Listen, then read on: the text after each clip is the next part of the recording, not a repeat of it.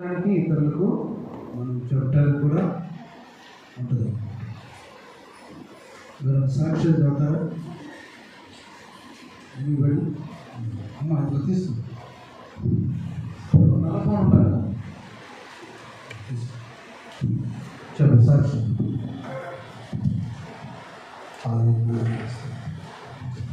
దేవుడు మీ అందరికీ నా వందనములు. నా సాక్ష్యం ఏంటంటే, అయితే మా ఆఫీస్లో ఎవ్రీ ఇయర్ సర్వే ఉంటుంది. ఇంతకుముందు కూడా ఒకసారి చెప్పాను. మేనేజర్ ఎట్లా చేస్తున్నారు టీఎల్ అనేసి వాళ్ళు రేట్ చేస్తారు అందరూ. అయితే లాస్ట్ ఇయర్ తక్కువ వచ్చింది, నాకు 88% వచ్చింది. ఇమీడియట్ మేనేజర్ అంటే నా గురించి ఉంటుంది కొన్ని క్వశ్చన్స్, దాని గురించి తక్కువ వచ్చింది. ఎందుకంటే లాస్ట్ టైం ఒకసారి పంచుకున్నాను, అందరూ టెన్యూర్ చాలా రోజుల నుంచి 20 years 15 years 16 years ఉన్న వాళ్ళు నా టీంలో ఉన్నారు, వాళ్ళందరూ మరి సరిగా వేయలేదు అని అప్పుడు చెప్పాను. ఆ తర్వాత మళ్ళీ టీం చేంజెస్ అయ్యాయి. తర్వాత మళ్ళీ పాత వాళ్ళు కొత్త వాళ్ళు అందరు కలిపి రెండు నాతో ఉన్న టీఎల్కి నాకు ఇద్దరికి కలిపి ఇచ్చారనమాట. అయితే ఆ తర్వాత మరి ప్రతిరోజు కూడా సర్వే అయినప్పటి నుంచి లాస్ట్ ఇయర్ నుంచి ఇప్పటిదాకా ప్రతిసారి ఎన్నోసార్లు మా మేనేజర్స్ కానీ నా మేనేజర్ కానీ మా మేనేజర్కి ఇంకా బాస్ ఉంటాడు ఆయన కానీ ప్రతిసారి ఈసారి ఎట్లన్నా మంచిగా రావాలి, ఈసారి ఎట్లన్నా మంచిగా రావాలి, లేకపోతే నీకు కష్టమవుతుంది, నీకు మరి నెక్స్ట్ రేటింగ్ రావాలన్నా కానీ హైదరాబాద్లో టీం ఉంటుందో లేదో తెలియదు, ఈసారి హైదరాబాద్కి మంచిగా రేటింగ్ రాకపోతే అనేసి ప్రతిరోజు ఇదే గోల. నాకైతే చాలా అసలు విసుకొచ్చేది. ప్రతిసారి ఇదే, లంచ్కి వెళ్ళినా ఇవే మాటలు, పైన ఉన్న ఇవే మాటలు, మీటింగ్స్ అయినా ఇవే మాటలు. మా బాస్ కూడా ఈసారి 100% కన్నా తక్కువ రావద్దు, నీకు అసలు నీకు ఎట్లన్నా ఈసారి మంచి రేటింగ్ రావాలి, ఏం చేస్తావో నాకు తెలియదు, ఎట్లా చేస్తావో తెలియదు, టీంతో మంచిగా ఉన్నావు, వాళ్ళతో బ్రేక్స్కి వెళ్ళు, ఇంకా ఏం చేస్తావో నాకు తెలియదు, ఎట్లా చేస్తావో కానీ ఈసారి అయితే ఎట్లాగా నీకు 100కి తక్కువ రావద్దని ఆయన చెప్పడం. ప్రతిసారి ఇదే ఇంకా విసుకెత్తిపోయాను. ఇంకా ప్రతిరోజు ప్రార్థనలో పెట్టాను, దేవా ఈసారి ఎట్లన్నా నాకు 100% రావాలి, సర్వే ఎట్లా వస్తుందో నాకు తెలియదు, కానీ దేవా నువ్వు మనసులను మార్చగలిగిన దేవుడు, ఎవరైనా వ్యతిరేకంగా ఉన్న వాళ్ళని కూడా ఫేవర్లోకి మార్చు, వాళ్ళని అనుకూలంగా మార్చు, వాళ్ళ మనసులను మార్చు, ఈసారి ఎట్లన్నా 100% వచ్చేటట్టు చేయండి అని ప్రతిరోజు ప్రార్థనలో నేను ప్రార్థిస్తూనే ఉన్నాను. కొంచెం అయినా కానీ ఎక్కడో నాకు అనుమానం అయితే ఉన్నది, విశ్వాసం సంపూర్ణంగా లేదు మనుషులం కాబట్టి. అది మనం మళ్ళీ ఎక్కడో కొంచెం ఉంటుంది, ఒక మూలకు వస్తుందా అన్నట్టు అనిపించింది. కానీ మళ్ళీ ప్రేయర్ మాత్రం రోజు చేస్తూనే ఉన్నాను. మొన్న మేలో అయింది సర్వే, నేను లీవ్లో ఉన్నాను, 6 వారాలు లీవ్లో ఉన్నాను, అప్పుడు అయింది సర్వేకి వచ్చే ముందు కూడా అందరికీ చెప్పాను, ఈసారి ఇంపార్టెంట్ చూడండి అనేసి. ప్రతిసారి చెప్తూనే ఉంటాం కానీ వాళ్ళు ఇచ్చేది మాత్రం ఇస్తారు. ముందు ఓకే అని చెప్తారు కానీ తర్వాత వాళ్ళ మనసుకి ఎట్లా నష్టం అట్లా వాళ్ళు సర్వేలో ఇస్తారు. అయితే ఈసారి నేను సర్వే అయ్యేటప్పుడు లేనప్పటికీ నా టీంకి చెప్పేసి వచ్చాను. అయితే అందరూ కూడా మంచిగా తీసుకొని మొత్తం 100% అన్నిట్లో 4 కేటగిరీస్ ఉంటాయి, 4 కేటగిరీస్లో కూడా 100 out of 100 ఇచ్చారు నాకు. నాతో పాటు ఉన్న వేరే ఎఫ్ఎల్ఎంకి అలాగే కొంచెం తక్కువ వచ్చింది. మా ప్రాసెస్లో 5 members ఎఫ్ఎల్ఎంస్, అందరిలో నా ఒకదానికి 100 out of 100 వచ్చింది అన్ని పారామీటర్స్లో. అయితే దేవుడు ఎంతగానో గొప్ప కార్యం చేశాడు. అసలు ఇప్పటిదాకా మా ప్రాసెస్లో ఇప్పటిదాకా ఏ ఎఫ్ఎల్ఎం నాకన్నా ముందున్న వాళ్ళకు కూడా ఎవరికి అట్లా రాలేదు. అయితే దేవుడు మరి అంత గొప్ప కార్యం చేశాడు. ఇంకా మా మేనేజర్ వాళ్ళందరూ చాలా సంతోషపడి అందరూ అప్రిషియేట్ చేశారు. 100 ఎలా అంటే ఇది ఎట్లా అంటే కాలేజ్ ఫస్ట్, స్కూల్ ఫస్ట్ వస్తే ఇట్లా బోర్డు మీద పేరు ఉంటుందో ఆ విధంగా అనమాట ఇది మాకు. మరి ఆ విధంగా దేవుడు 100 out of 100 ఇప్పించాడు. మొత్తం కంపెనీలో ఒక మేనేజర్ కింద కొంతమంది ఉంటాము, ఆ పెద్ద ఆయన కింద. సో వాళ్ళ కింద ఉన్న వాళ్ళు కొంతమందికి మాత్రమే వచ్చింది, అందులో నాకు కూడా వచ్చింది. మరి దేవుడి గొప్ప కార్యం చేశాడు. మరి అందరూ ఇంకా సాధించావు, నేను చెప్పినట్టు నువ్వు 100 out of 100 తెచ్చుకున్నావు, ఏం చేసావు అనేసి అని అన్నకైనా దేవుడికి ప్రే చేశాను. సార్ నేను చాలా అనుకున్నానంటే ఆయన కూడా క్రిస్టియన్, మా బాస్ ఆయన నేను కూడా ప్రే చేస్తూ ఉండినా అనేసి అని అన్నాడు. సో అట్లా దేవుడు ఒక గొప్ప కార్యం చేశాడు. చాలా సంతోషం అనిపించింది. నా విశ్వాసతను బట్టి మన దేవుడు ఎక్కువ దానికి నేను విశ్వాసం చూపించలేదని, ఎక్కడ నాకు అవమానం కలిగించకుండా దేవుడు మరి ఒక్క దాంట్లో కూడా కాకుండా అన్నిలో 100 ఇప్పించి మరి ఎంతో గొప్ప కార్యం చేశాడు. అందుకు దేవుడికి ఎంతగానో కృతజ్ఞతలు చెల్లిస్తున్నాను. అదేవిధంగా మరి ఇంకొకటి సాక్ష్యం ఏంటంటే మా మమ్మీ వాళ్ళ ఇంట్లో మరి దేవుడు ఒక గొప్ప కార్యం చేశాడు. మన ఈ వర్షాలు పడడం వల్ల కరెంటు బాగా పోతూ ఉన్నది. ఆ రోజు 5 hours కరెంటు తీసేసాడంట. అయితే క్యాండిల్ వెలిగించి మమ్మీ కూలర్ మీద పెట్టిందంట. అది హాల్ మధ్యలో ఉంటుంది, కూలర్ పెట్టుకుంటారు. అక్కడ పెడితే పక్కనే ఫ్రిడ్జ్, ఇంకా చెప్పుల స్టాండ్, సోఫాలు అన్నీ ఉన్నాయి. అయితే అది పెట్టేసి లోపల వెళ్ళి ఉబ్బరిస్తుందని లోపల వెళ్ళి కూర్చున్నారంట. అది 5 hours అయిపోయింది, దాని మీద ధ్యాస వెళ్ళలేదు వాళ్ళకి. అది మొత్తం క్యాండిల్ కరిగిపోయి ఆ కూలర్ అంతా అంటుకుందంట. మంట వచ్చేసి హాల్ మొత్తం అంతా పైన మొత్తం నల్లగా అయిపోయింది మొత్తం. ఎందుకో బయట వాళ్ళకి అసలు తెలియలేదు, స్మెల్ కూడా రాలేదంటే ఏదో కాలిపోతున్నట్టు. బయటికి వచ్చి ఎందుకో చూద్దామని బయటికి ఒకసారి వచ్చి చూస్తే మొత్తం అంటుకుపోయి మొత్తం కూలర్ అంతా అంటుకొని మంట పైనంతా పొగలు అయిపోయిందంట. ఇంకా వచ్చి ఆ నీళ్ళు, ఆ రోజు మోటార్ కూడా వేయలేదంట. నీళ్ళు అయిపోయినాయి, నీళ్ళు కూడా లేవు. ఒక బకెట్ నీళ్ళు ఏదో ఉంటే అది తీసి అందులో పోసి ఆర్పేసి ఆ తర్వాత పైకి తీసుకెళ్ళి దాన్ని పెట్టేశారంట. మరి కొంచెం చూడకుండా ఉండినా కానీ మరి పక్కనే ఫ్రిడ్జ్ ఉంది, చెక్కలు ఉన్నాయి, అవన్నీ అంటుకుంటే మరి మొత్తం నీళ్ళంతా తనబడిపోయేది. మరి అలా కాకుండా దేవుడు వాళ్ళకి మరి చూపించి వచ్చి చూసి ఆర్పే విధంగా మరి దేవుడు రక్షించాడు. మరి దేవుడు చేసిన గొప్ప కార్యానికి స్తోత్రం చెల్లిస్తున్నాను. వాళ్ళు ఇంకా నమ్మకపోయినా కానీ ఈ కార్యం మాత్రం దేవుడు చేశాడని నేను నమ్ముతున్నాను. రోజు వాళ్ళని ప్రార్థనలో పెడుతున్నందుకు మరి దేవుడు వాళ్ళని కాపాడాడు. మరి వాళ్ళు కూడా తెలుసుకొని త్వరలో దేవుడి తట్టు తిరగాలని నా ఆశ.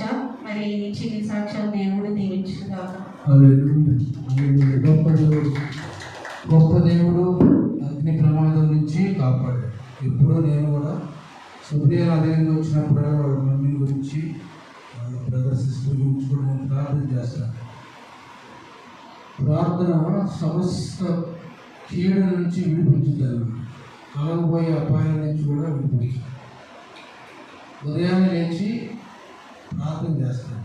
మీ అందరూ కూడా నేను ప్రార్థన, మీ రాకపోకల కొరకు ప్రార్థన, బిడ్డలు మారాలని ప్రార్థన చేస్తాను, మీ బిడ్డలు వర్తిల్లాలని ప్రార్థన చేస్తాను. ఎక్కడికి వెళ్ళినా ఫలానా వాళ్ళ పిల్లలు, ఫలానా సంఘస్థులని నీకే మహిమ రావాలని ప్రార్థన చేస్తాను.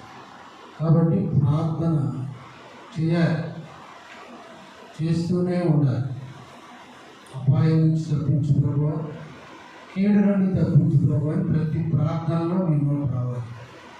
అప్పుడు ఇట్లాంటి చిన్న చిన్న ప్రమాదాలు తప్పిపోతాయి కదా. కాబట్టి ఈ రీతిగా దేవుడు మనల్ని ఎంతగానో హెచ్చిస్తూ ఉంటాడు, అపాయం నుంచి కాపాడు.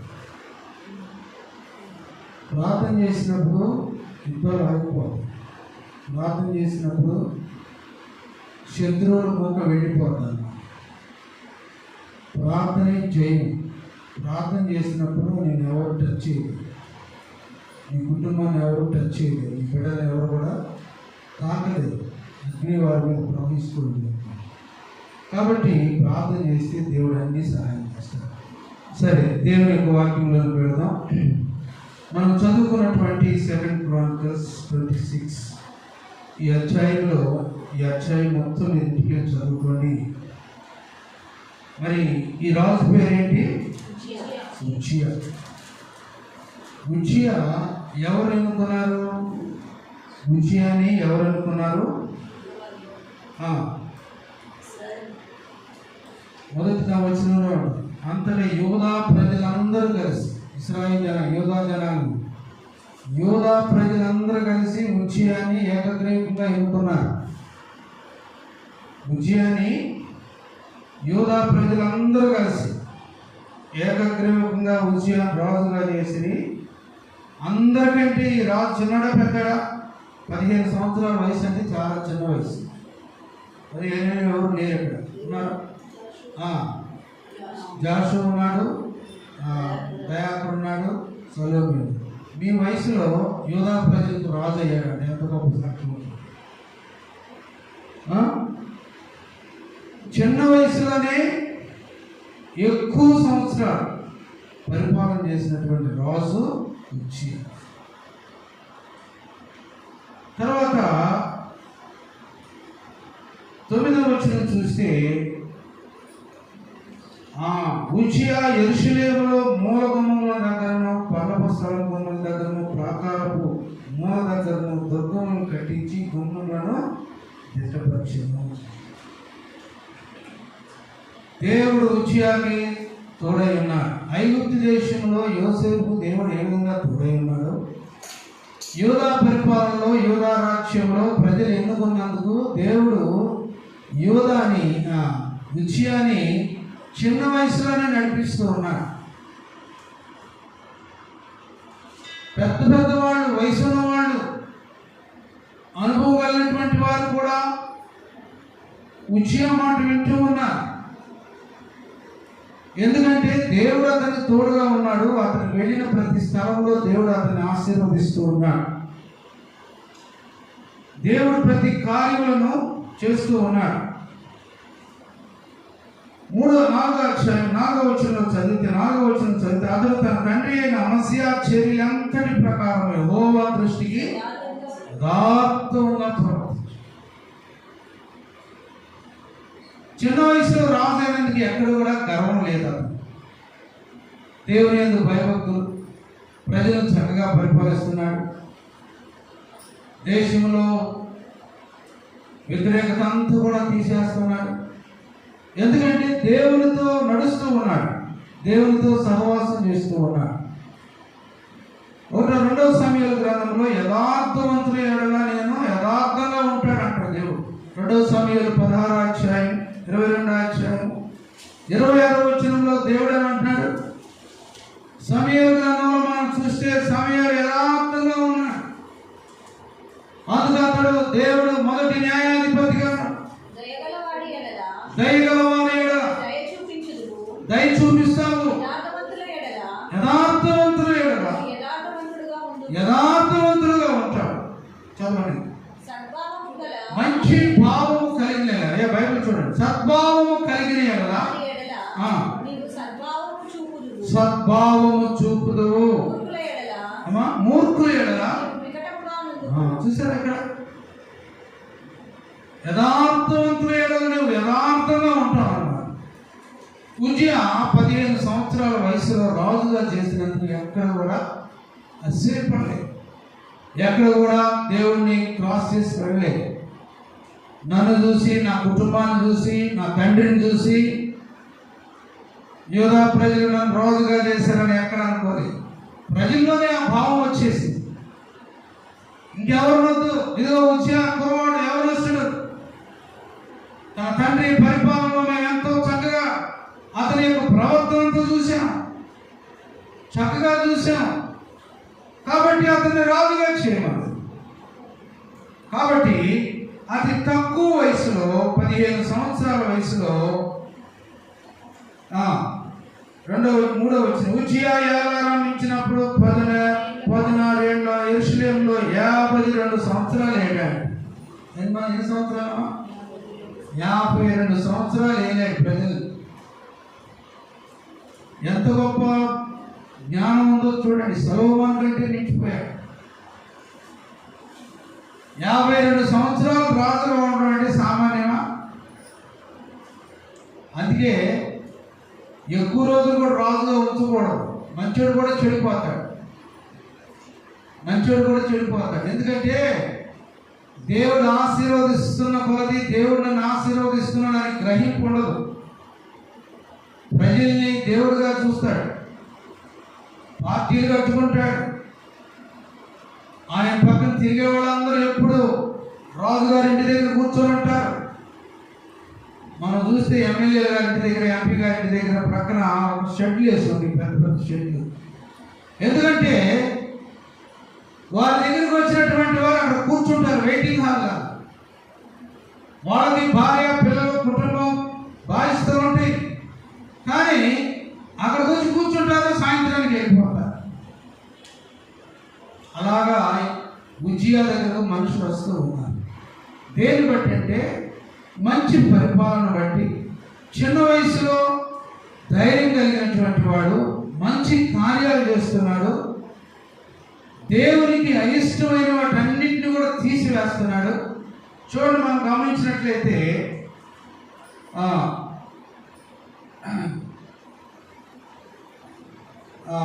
4వ వచనం, అతడు తన తండ్రి అయిన అమస్యా చర్యలన్నిటి ప్రకారం యెహోవా దృష్టికి యథార్థంగా ప్రవర్తించెను. దేవుని ప్రత్యక్షత విషయమందు తెలివి కలిగిన జకరియా దినములలో అతడు దేవుని ఆశ్రయించెను. అతడు యెహోవాను ఆశ్రయించినంత కాలము, చూడండి, అతడు యెహోవాను ఆశ్రయించినంత కాలము దేవుడు అతన్ని వర్ధిల్ల చేసెను. ఈ మాట మీరు అండర్లైన్ చేస్తుంది. మారుమనసు పొందిన తర్వాత, ప్రభువును గుర్తెరిగిన తర్వాత, ప్రభువును వెంబడిస్తూ ఉంటే దేవుడిని ఆశీర్వదిస్తూ ఉంటాడు. ఆఖరి వరకు ఆశీర్వాదం పొందినటువంటి వాడు యోసేపు. యోసేపుతో దేవుడు దినదినము తోడై ఉన్నాడంట. ఎన్ని దినం? ఇప్పుడే ఒకసారిగా 2 రోజులుగా దినదినము, నిమిషం నిమిషం ఆయన తోడై ఉన్నాడు. ఎందుకంటే దేవుడు నమ్మకమైనటువంటి వారిని కనుగొంటాడు. చూడండి, అదే దినవృత్తాంత గ్రంథము 2వ దినవృత్తాంత గ్రంథంలో గమనిస్తే యెహోవా కనుదృష్టి 16వ అధ్యాయం 9వ వచనం, తన ఎడల యథార్థమైనటువంటి హృదయం కలవాలి. ఎవరి ఎడల? దేవుని ఎడల, మనుషుల ఎడల కాదు. సరే, దేవుని ఒక్కరు దూరం పెట్టు, కనీసం నీ తల్లిదండ్రులకైనా నీ తల్లికైనా యథార్థంగా బ్రతకాలని ఆశ ఉందా మనకి? నీ తల్లిని మోసం చేస్తే నువ్వు ఏమైపోతావో తెలుసా? నీ తండ్రిని మోసం చేస్తే నువ్వు ఏమైపోతావో తెలుసా? దేవుడు పక్కన పెట్టేస్తావు. కొంచెం సమయం దేవుడు పక్కన. నిన్ను కన్న తల్లిదండ్రులను మోసం చేస్తే ఏమైపోతావు? అభివృద్ధి పొందలేదు, ఆశీర్వాదాలు పొందలేదు, ఎదగలేవు, బ్రతికినంతకాలం కష్టాలే. నేను నమ్ముకొని వచ్చిన నీ భార్య కూడా ఎంతో ఏడుస్తుంది. నేను నమ్ముకున్న నీ భర్త ఎంతో ఏడుస్తాడు. నేను నమ్ముకున్న నీ భార్య ఎంతో ఏడుస్తుంది. యథార్థవంతుడు దేవుడు ఎలాగున్నాడంటే అతను ప్రక్కనే దేవుడు నడుస్తున్నాడు. డానియేల్ గారు అని ఫెలోషిప్ స్థాపించినటువంటి డానియేల్ గారు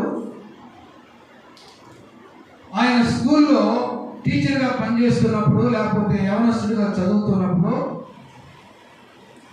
డానియేల్ గారు నడుస్తూ ఉంటే ఆయన ప్రక్కన, కుడి ప్రక్కన ఎవరైనా ఉంటే దేవుడు అన్నాడంట, డానియేలు, నీ కుడి ప్రక్కన ఎవరిని నడవనీయొద్దు, నీ కుడి ప్రక్కన నేను ఉంటున్నా. దేవుని స్తోత్రం.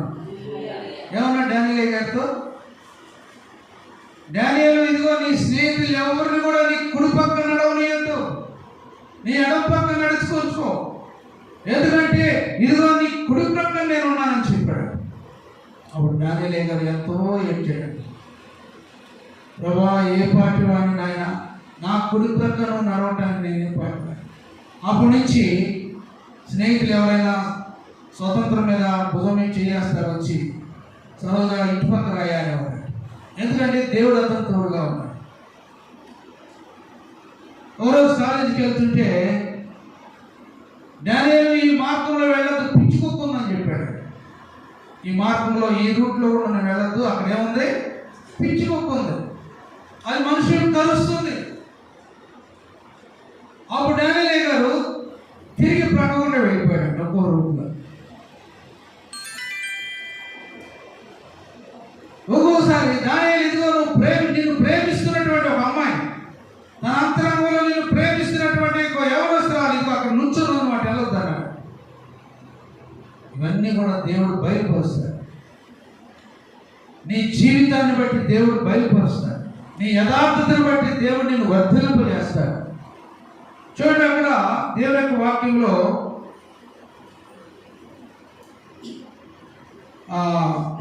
16వ అధ్యాయం 9వ వచనం, తన ఎడల యథార్థ హృదయము గల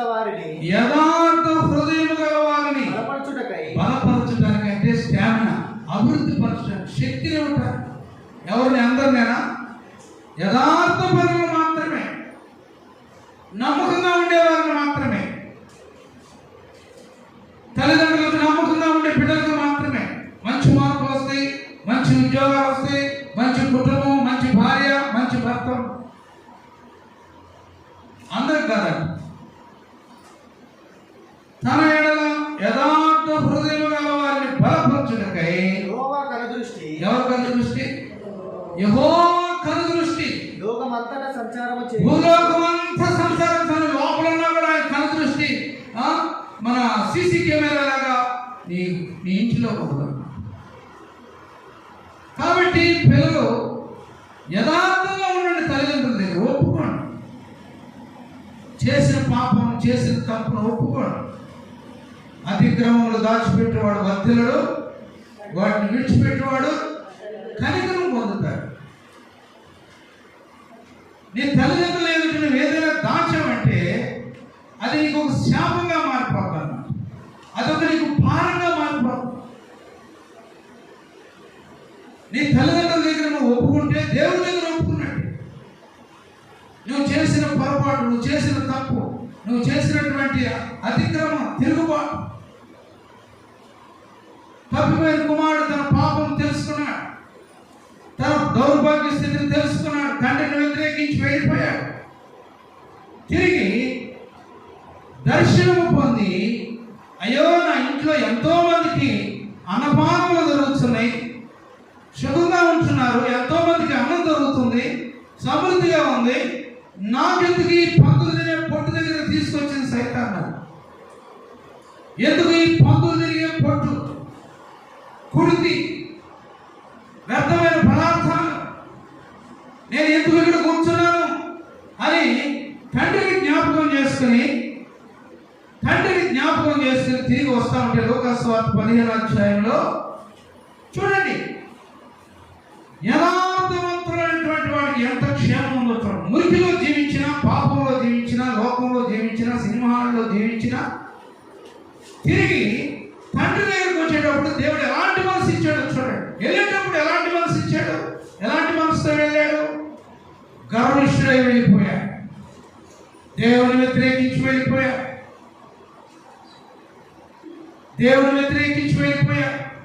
తండ్రి ఆస్తిని తీసుకుని వెళ్ళిపోయాడు. కానీ తిరిగి వచ్చేటప్పుడు చదవండి దేవుని యొక్క వాక్యం లూకాసు వార్త. అయితే బుద్ధి వచ్చినప్పుడు వాడు నా తండ్రి యొద్ద ఎంతో మందికి అన్నము సమృద్ధిగా ఉంది, నేనైతే ఇక్కడ ఆకలితో చచ్చిపోతున్నాను. లేచి అప్పుడు యథార్థమైనటువంటి బుద్ధి అప్పుడు పుట్టింది అన్నమాట. లేచి నా తండ్రి యొద్దకు వెళ్ళి, తండ్రి నీకు పరలోకమునకు విరోధముగాను నీ ఎదుట పాపము చేసి తిని, ఇక మీదట నీ కుమారుణ్ణి అనిపించుకోవడానికి యోగ్యుడు కాను, నీ కూలివానిలో అతనితో చెప్పుదని అనుకొని లేచి తండ్రి యొద్దకు వచ్చెను. వాడు ఇంకా దూరంగా ఉన్నప్పుడు కనికరపడి మెడ మీద పడి ముద్దు పెట్టుకొనెను. తండ్రి నీకు పరలోకమునకు నీ ఎదుట పాపము చేసి తిని, ఇక మీదట నీ కుమారుణ్ణి అనిపించుకొనుటకు యోగ్యులను మార్గము చూపుము ఇంటికి, నా తండ్రి ఇంటికి. మాధుర్య ప్రేమ ప్రపంచము చూపించు కంటికి, మార్గము చూపుము ఇంటికి, నా తండ్రి ఇంటికి. మాధుర్య ప్రేమ ప్రపంచము చూపించు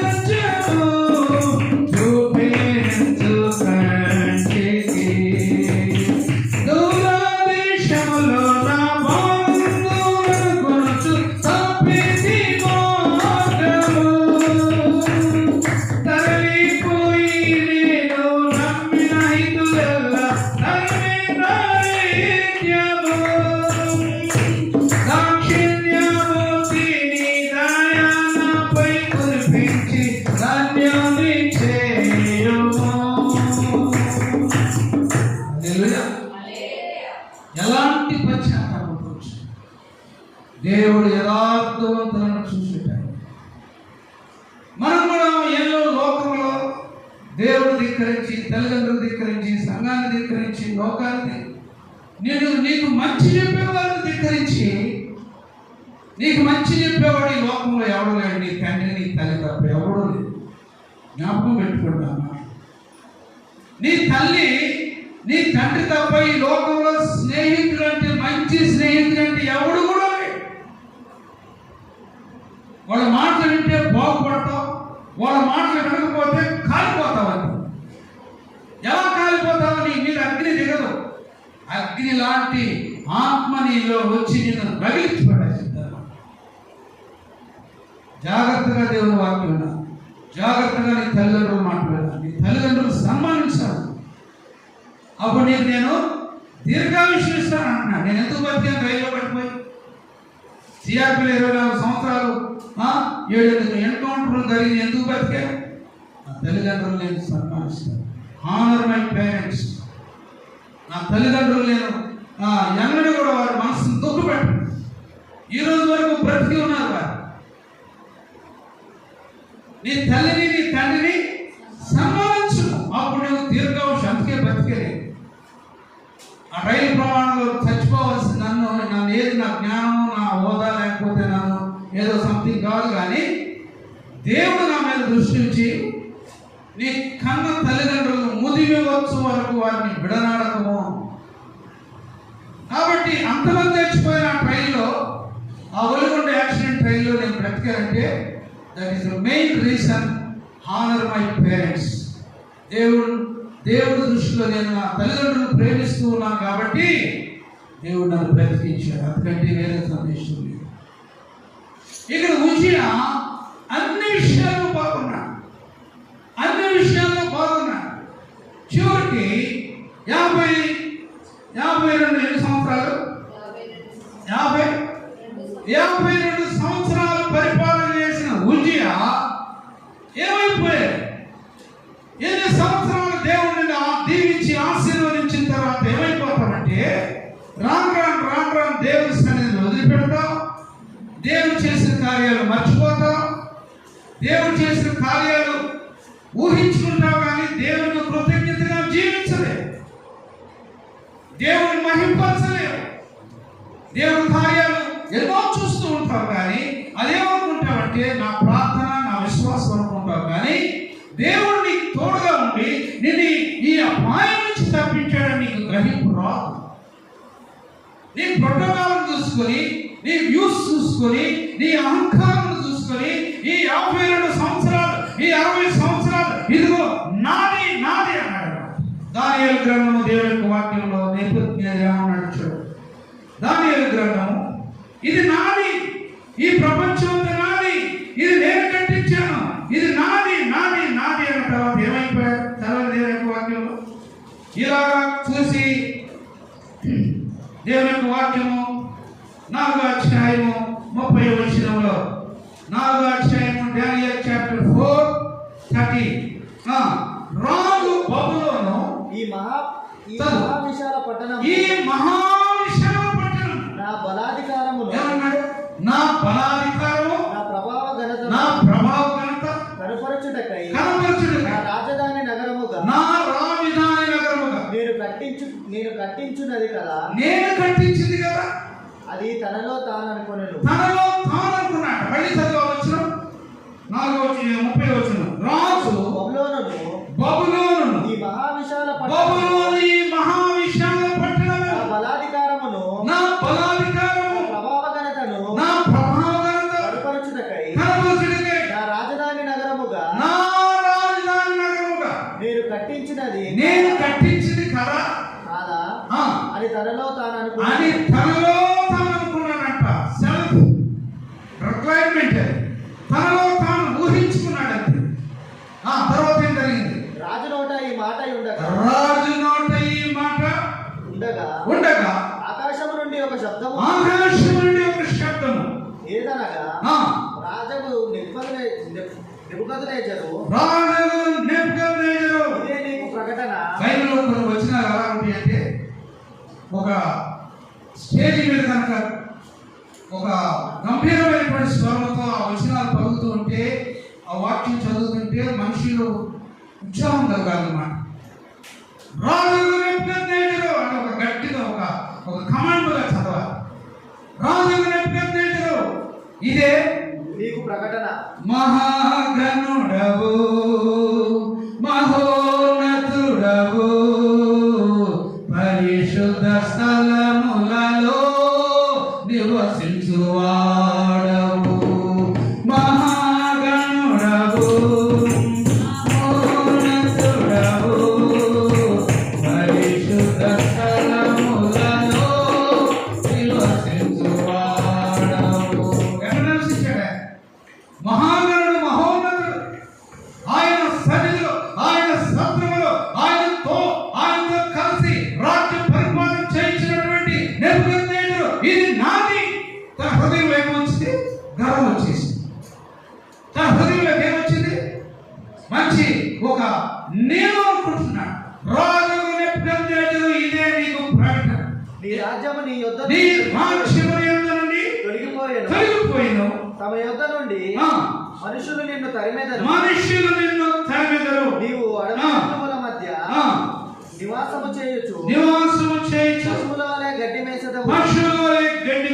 సర్వోన్నతుడగు దేవుడు మానవుల రాజ్యము పైన అధికారి అయి ఉండి తానెవనికి దాని అనుగ్రహింపక నిశ్చయించును. వానికి అనుగ్రహించునని తెలుసుకున్న వరకు 7 కాలములు నీకు ఇలాగ జరుగునని చెప్పాను. చూసారా, ఇది నాది. నీవు పశువుల వలె గడ్డి వేస్తావు, ప్రజలు నిన్ను తరుముతారు. నువ్వు పరిపాలించిన ప్రజలు, దేవుడు నీకు ఇచ్చిన ప్రజలు నిన్ను ఆశ్రయించుకుంటారయా. దేవుడికి ఇష్టంగా బ్రతికినంత కాలం ప్రజలు నిన్ను గౌరవిస్తారు. దేవుని ఆజ్ఞలకు లోబడినంత ప్రకారం దేవుని యొక్క మాటలకు, దేవుని సన్నిధిని ఆశించినంత ప్రకారం దేవుడు నీ కుటుంబంలో క్షేమం ఇస్తాడు. ఏమాత్రమైనా సరే దేవుని సన్నిధిని త్రోసివేసి నీ అనుభవాన్ని బట్టి, నీ సాక్ష్యాన్ని బట్టి, నీ యొక్క ఉన్నటువంటి శక్తి బలమును బట్టి, జ్ఞానాన్ని బట్టి, నీకున్నటువంటి ఆస్తుపాస్తులను బట్టి నువ్వు గల ప్రభువుని నువ్వు త్రోసివేసి దేవుని సన్నిధిని త్రోసివేస్తే దేవుడు ఏమన్నా నెప్పుకొస్తాను. అడవులు మనుషుల వలె, పశువుల వలె ఉజ్జియామించినప్పుడు 15 సంవత్సరాల వయసు. తిరిగి ఎన్నో కార్యాలు చేశాడు. కానీ దేవుని యొక్క వాక్యంలో 2వ దినవృత్తాంతముల గ్రంథము అక్కడ మనం గమనించినట్టయితే, ప్రియమైనటువంటి దేవుని బిడ్డలారా, ఉజ్జియా 16వ వచనం, అయితే అతడు స్థిరపడిన తర్వాత ఎక్కడ వచ్చింది గర్వం? మనసులో గర్వం, కనపడని గర్వం అన్నమాట. పై గర్వం ఏంటి?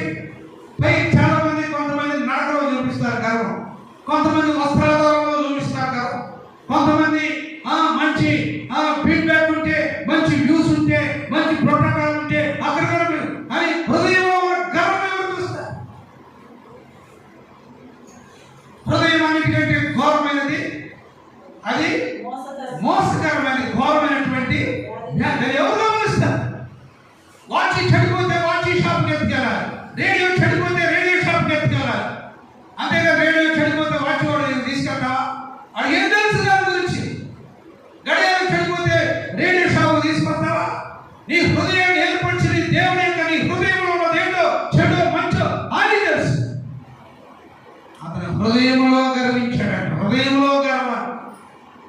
ఆ గర్వం ఎవరు కనబడదు. పైకి బాగానే ఉంటాం కానీ, పైకి చక్కగా కనబడతాం కానీ లోపల ఏమన్నా విజయాలు గర్వం. ప్రేమైనటువంటి దేవుని బిడ్డలారా, ఈ మధ్యాహ్నకాల సమయంలో దేవునితో నడిచినటువంటి విషయం 52 సంవత్సరాలు, 15 సంవత్సరాలు రాజ్యం, 15 సంవత్సరాలు బాల్య వయస్సులో ప్రజలందరూ కలిసి ఉజ్జియాను ఏర్పాటు చేసుకున్నారు. మంచిగానే జరిగించారు. కానీ అతడు స్థిరపడిన తర్వాత అతను ఏమైపోయాడు? స్థిరపడిన తర్వాత చదవమా, మనస్సులో గర్వించాడు, చెడిపోయాడు, చెడిపోయాడు.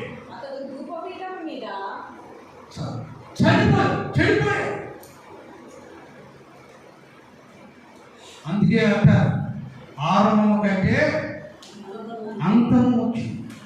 ఆరంభంలో ఎంతో ఉండొచ్చు,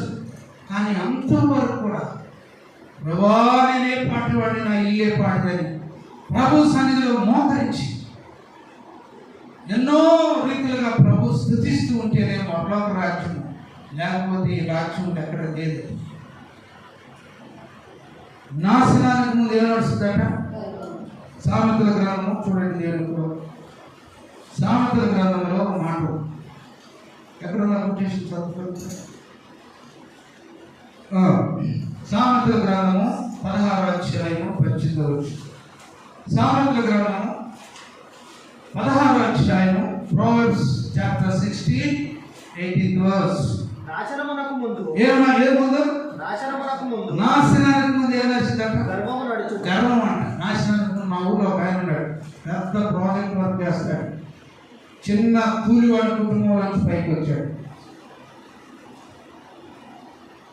ఫస్ట్ ఒక చిన్న కారు కొనుక్కున్నాడు, దాన్ని మార్చి ఒక్కో కారు కొనుక్కున్నాడు, దాన్ని మార్చి మంచి కారు కొనుక్కున్నాడు, దాన్ని మార్చి ఇంకా లక్షల్లో వెళ్ళిపోయాడు. దేవుడు ఆశీర్వదించాడు, దేవుడు సరిగ్గా వస్తున్నాడు, దేవుడికి దశభాగం ఇస్తున్నాడు, దైవజనుల దగ్గర ప్రార్థన చేయించుకుంటున్నాడు, ఆదివారం గుడికి వస్తున్నాడు. కానీ తన ఐశ్వర్యం అభివృద్ధి పరుచుకోవాలి, ఉదయాలాగా స్థిరపడిన కొలది తన హృదయంలోకి ఏమొచ్చిందంటే లోకం వచ్చేసింది, హృదయంలో గర్వం వచ్చేసింది, నడక మారిపోయింది. అయ్యా వందనాలంటే వందనాలు అనేవాడు అనుకుంటూ వెళ్ళిపోతున్నాడు. కాలు వెళ్తున్నా కూడా ఎవరు పక్కలేదు. ప్రార్థన పోయింది, దేవుని సన్నిధి పోయింది, దేవుని సహవాసం పోయింది, దేవుని సేవకుల యొక్క అభిషేకం ప్రార్థన చేయించుకోవాలని ఆశిపోయింది. కారులో సూట్ కేసులో డబ్బులు తీసుకెళ్తున్నాడు, బిల్డింగ్లు కట్టిస్తున్నాడు, ఎంతమంది కూలిస్తున్నాడు. కానీ రాను ఏమైపోయిందంటే గర్వం వచ్చేసి తర్వాత ఏమైపోయింది తెలుసా? తన భార్య కాక వేరే స్త్రీలతో సహవాసం చేస్తుంది, డబ్బును బట్టి, అహంకారం బట్టి, తనకున్నటువంటి వెనకమాల ఉన్నటువంటి బలగాన్ని బట్టి ఇంట్లో మంచి భార్య, కొంతకాలం మంచి సంసారం, పిల్లలు, భార్య ఎంతో చక్కగా మందిరానికి వచ్చి డబ్బు ఎక్కువైపోయిన తర్వాత భార్య పిల్లలు మందిరానికి వస్తున్నారు. కానీ మానవుడైతే మాత్రం మందిరంలో దేవుడే తెలియదు. మొదటి ఆత్మానుసారంగా ప్రవేశి ఇప్పుడు ఏమైపోయావు? శరీర సమానం అయిపోయావు, దేవుని చిత్తం పోగొట్టుకున్నాడు, గర్విష్ఠుడైపోయాడు. తన భార్య కాక ఇద్దరు పరస్త్రీలతో సహవాసం చేసుకున్న తర్వాత మొత్తం పిండి పడేశారు. ఏం చేశారు? పిండి పడేశారు. లాస్ వచ్చింది, ఆత్మహత్య చేసుకుని చనిపోయాడు. ఏం చెప్పాడు? ఆత్మహత్య చేసుకుని చనిపోయాడు. కాంట్రాక్ట్లో లాస్ వచ్చింది, కుటుంబంలో అన్ని అమ్ముకోవడం జరిగింది, భార్య దగ్గర బంగారం అమ్మేస్తున్నాడు, కారులు అమ్మేస్తున్నాడు, తనకున్న బ్యాంక్ బ్యాలెన్స్ అనేది రంగా తెలియదు. పరస్త్రీ వ్యామోహంతో, పరస్త్రీల యొక్క సహవాసంతో తనకున్నదంతా పోగొట్టుకున్నాడు. తిరిగి ఊరేసుకుని చచ్చిపోయాడు. ప్రేమైనటువంటి దేవుని బిడ్డ అతడు స్థిరపడిన తర్వాత తన హృదయంలో గర్వించి, తన హృదయంలో చెడును చూసుకుని దేవుని విడిచి ఆ కింద భాగంలో చూసుకుంటే అతడు తన శరీరంలో ఏమొచ్చింది? ఏ వ్యాధి వచ్చింది? కుష్టి వ్యాధి. 15 సంవత్సరాలు నిగనిగలాడుతూ సౌందర్యమైనటువంటి విషయాలు అతను గర్వించిన తర్వాత, దేవుడు విడిచిపెట్టిన తర్వాత, తన స్థితిని మర్చిపోయిన తర్వాత, దేవుడు విడిచిపెట్టిన తర్వాత ధూపం వేయటానికి వెళ్తున్నాడు, ధూపం బలిపీఠం మీదకి వెళ్తున్నాడు, ధూపం వేయటానికి వెళ్తున్నాడు. ఆ ధూపాన్ని చదవడం దేవుని వాటి మనం ముగించుకున్నాం. ధూపము వేయటం, ధూపార్తిని చేత పట్టుకొని, పళ్ళను చేత పట్టుకొని రౌద్రుడై యాజకుల మీద కోపం, ఎవరి మీద కోపించాడు? రౌద్రుడు కోపం వచ్చేసిన అయ్యా, నువ్వు ధూపం వేయటానికి నీకు అర్హత లేదు, ఈ ధూపార్తిని వేయటానికి నీకు అర్హత లేదు, దేవుడిని త్రోసివేశాడు, నువ్వు పనికిరావు, నువ్వు పనికిరానటువంటి వ్యక్తి అయిపోయావు. నీ హృదయంలో దేవుడు లేడు, నీ ప్రక్కన దేవుడు లేడు, నేను స్థిరపరిచాడు కానీ ప్రభువును వదిలిపెట్టావు. దయచేసి ధూపం వేయింటాయంటే ఎవరా మీరు నన్ను ఆపడానికి?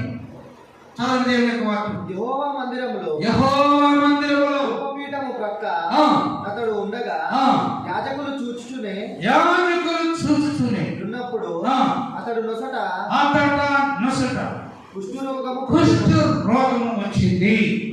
ఎవరి రాజు? యూదా ప్రజలందరూ కలిసి దేవుని చిత్తంలో ఏర్పాటు చేస్తున్నటువంటి 52 సంవత్సరాలు. ప్రియమైనటువంటి దేవుని బిడ్డలారా, ఇలాగే చూస్తున్నటువంటి నా ప్రియ సహోదరి సహోదరుడు, దేవుడు నిన్ను దీవించాడు, దేవుడు నిన్ను ఆశీర్వదించాడు. ఉజ్జియాని 52 సంవత్సరాలు చేశాడు. దేవుడు నీకు మంచి ఆయుష్ని ఇచ్చాడు, ఆరోగ్యం ఇచ్చాడు. ఎలాగో ఈ స్థితిలో ఈ మధ్యాహ్న సమయంలో నీ చరిత్ర రాదు. నీ హృదయంలో ఏం దాని, నీ హృదయంలో ఎలాంటి పంట, నీ హృదయంలో మార్క్స్ 27 వచ్చింది, ఎలా 21 వచ్చింది. మానవ యొక్క హృదయంలో నుండి అనగా మానవ యొక్క హృదయంలో నుండి ఎన్ని రకాలైనటువంటి భాగాలు బయటకు వస్తాయని చూడండి. అనగా మానవ యొక్క 7:21 మనుష్యుని లోపల నుండి బయలువెళ్ళి లోపల నుండి అనగా ఎక్కడ గర్వం ఎక్కడ దాచిపెట్టాడు? ఎక్కడ దాచిపెట్టాడు? ఎలాంటి ప్రియ సహోదరి సహోదరా, మన లోపల నుండి అనగా మానవ హృదయంలో నుండి దురాలోచనలు,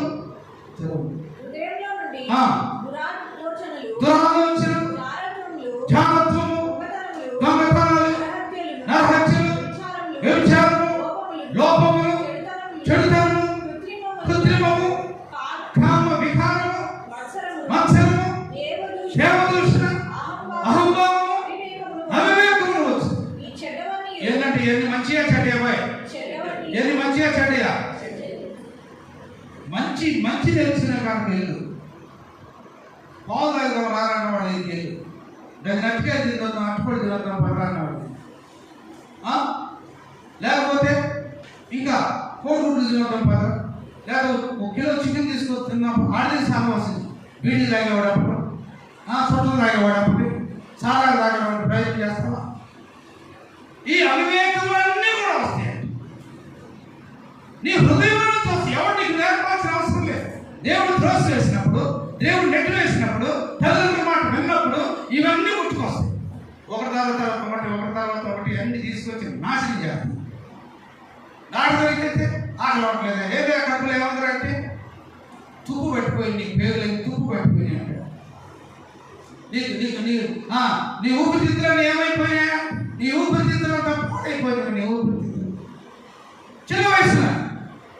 ప్రేమటువంటి దేవుని బిడ్డలని మధ్యాహ్న సమయం లోపల నుండి నీ హృదయంలో నుంచి ఎన్నో రకాలైనటువంటి నేను పాడు చేసి, నేను నాశనం చేసి ప్రభు అంటాడు, ప్రయాసపడి భాగం ఉంచుకున్న సమస్తమైన వాళ్ళ నా ఎద్దుకు రండి. ఎవరి దగ్గర కావాలి?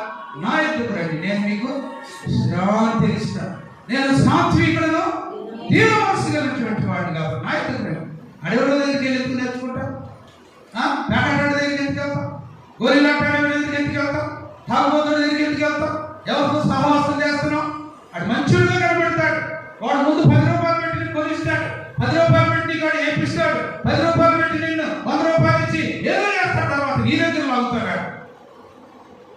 అప్పుడు నీ ఇంట్లో దొంగతనాలు చేస్తావు, నీ తల్లి బంగారు వెతికి అమ్ముకుంటావు, నీ తండ్రి దగ్గర సెల్ ఫోన్ తీసుకెళ్ళి అమ్ముకుంటావు. జీవితం నాశనం చేసుకో. తిరిగి ఉజ్జియాని దేవుడు ఎంతో బలపరచాలనుకున్నాడు, కానీ యాజకుల మీద రౌద్రుడైపోయాడు, దేవుడు శాపుల మీద రౌద్రుడైపోయాడు. కాబట్టి ఈ మధ్యాహ్న సమయంలో ఎలాంటి స్థితిలో ఉన్నాం ఒకసారి గమనించు. ప్రార్థన చేసుకున్నాం. కళ్ళు మూసుకున్నావా? ఇదిగా ఆయన నిజముగా నా తల్లిదండ్రులు మాకు నేర్పలేదు. అయ్యా ఉజ్జియాని ఎంతగానో బలపరచావు. 17 సంవత్సరాల వయసు ప్రభాటి ఎవరు కాదని వాడు కాదు. అయ్యో నువ్వు మీసంతో ఎంత అందగాడు ప్రభా, ఎంత సౌందర్యవంతుడు ప్రభా, తండ్రి ఎంత గొప్ప రాజ్యం చేశాడు ప్రభా.